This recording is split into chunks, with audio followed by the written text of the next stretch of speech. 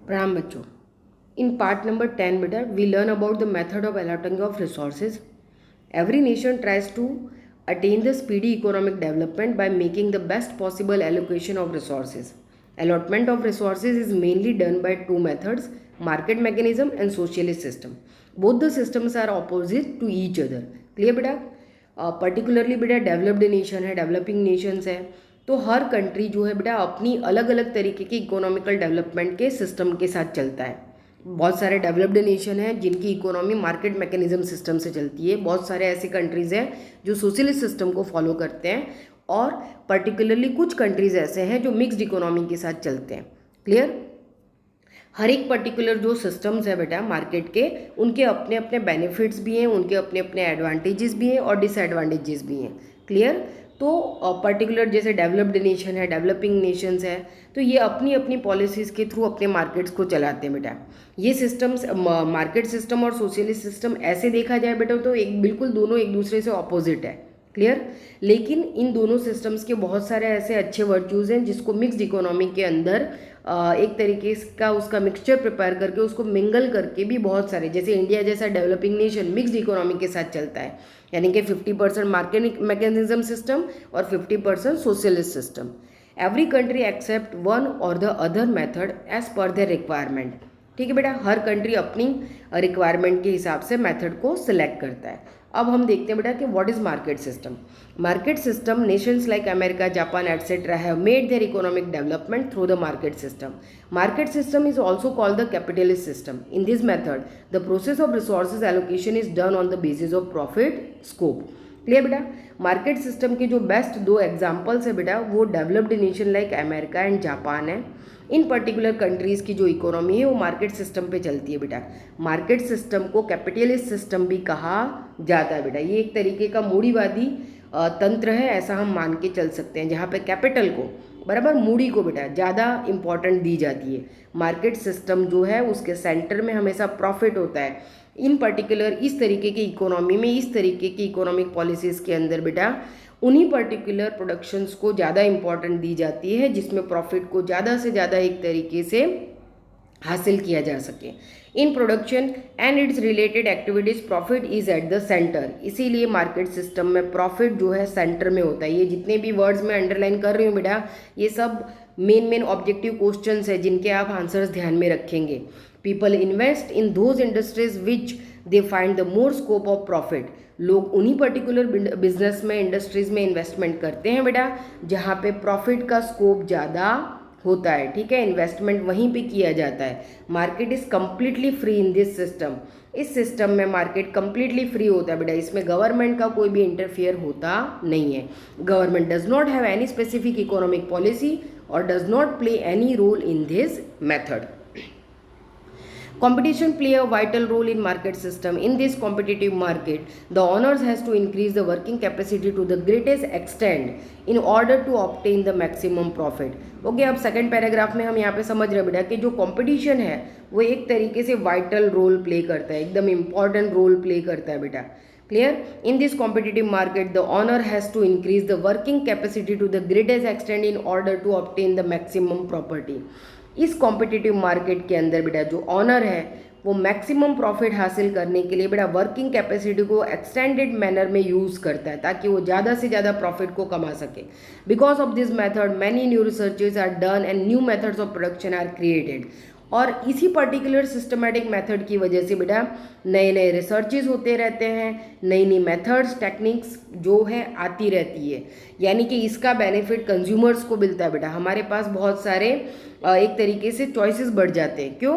क्योंकि मार्केट में कंपटीशन बहुत ज़्यादा है बेटा। कंपटीशन ज़्यादा होने की वजह से क्या होगा कि बेटा हर इंडस्ट्रीज़, हर ऑनर क्या करेगा, कंपटीशन में टिकने के लिए अपनी प्रोडक्शन को बेस्ट क्वालिटी का बनाने की कोशिश करेगा। बेस्ट क्वालिटी का बनाने के लिए उसमें नए नए एक्सप्लोरेशन, नए नए रिसर्चेस के साथ नई नई मेथड लेकर आएगा, जिसकी वजह से हमको बेटर फंक्शनिंग वर्किंग कैपेसिटीज़ वाले प्रोडक्शंस जो है मार्केट में देखने को मिल सकते हैं। So production is the maximum production, और इसी वजह से क्या होगा बेटा कंपटीशन ज़्यादा है, प्रोडक्शन भी ज़्यादा होगा। Because of this fast economic development of the countries take place, और इसी वजह से कंट्री की जो इकोनॉमी है वो बहुत ही फास्टली डेवलप्ड होती है बेटा। पूरी चीज़ को फिर से समझ जाओ कि कंपटीशन जो है इस पर्टिकुलर इकोनॉमी में एक वाइटल रोल प्ले करता है, इंपॉर्टेंट रोल प्ले करता है बेटा। कॉम्पिटिटिव मार्केट है, सब एक जगह तरीके से होड़ लगी हुई है, रेस लगी हुई है, सबको कंपटीशन में टिकना है, सबको प्रॉफिट हासिल करना है। ओके, तो कंपटीशन में रहना है तो अच्छी चीज़ों का प्रोडक्शन करना होगा।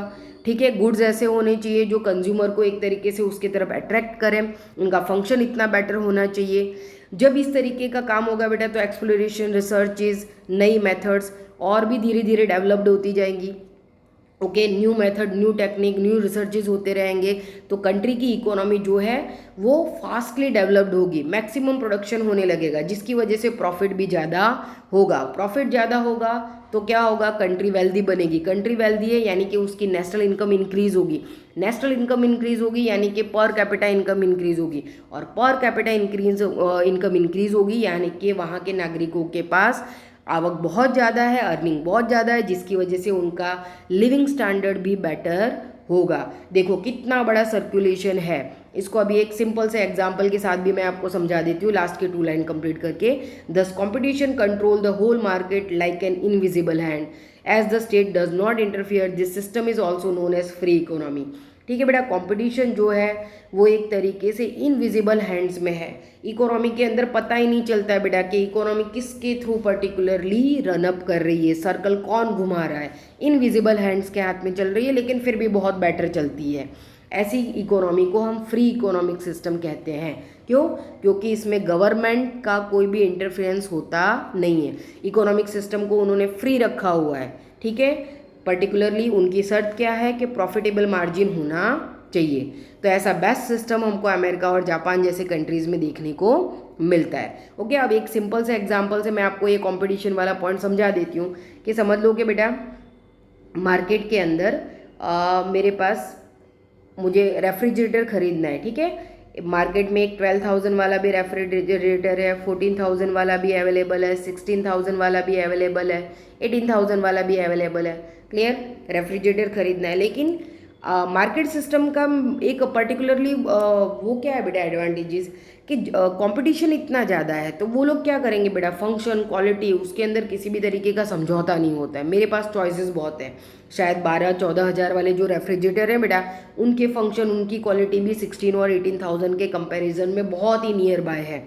तो यहाँ पे कंज्यूमर के पास बेस्ट क्वालिटी की चीज़ें चॉइस करने का एक तरीके से काफ़ी स्कोप होता है, इसीलिए कंज्यूमर का एक्सप्लोटेशन कम होता है। ओके, तो मार्केट सिस्टम में कंपटीशन होने की वजह से हमको बेस्ट क्वालिटी प्रोडक्ट्स बेटा चीप रेट में भी मिल जाते हैं। तो ये मार्केट सिस्टम की बहुत सारी खूबियाँ हैं जिनको आप समझ के चल सकते हो। अब जो बात हमने अभी बोली है उसको हम पॉइंट टू पॉइंट देख लेते हैं बेटा कि ऑनरशिप जो है बेटा, मालिकाना हक है मार्केट सिस्टम में इंडिविजुअल पर्सन के पास, प्राइवेट सेक्टर्स के पास होता है। क्यों? क्योंकि गवर्नमेंट का कोई भी कंट्रोल रहता नहीं है। सेकंड पॉइंट में है प्रॉफिट। प्रॉफिट जो है हमेशा सेंटर में रहता है, इकोनॉमी के अंदर प्रॉफिट को ही ध्यान में रख के सारे डिसीजंस लिए जाते हैं। कंज्यूमर के पास अपॉर्चुनिटीज़ बहुत ज़्यादा है चॉइसेस की। मैंने जस्ट अभी आपको एग्जांपल दिया है रेफ्रिजरेटर का कि हमको best quality of product cheap rate में मिल जाती है।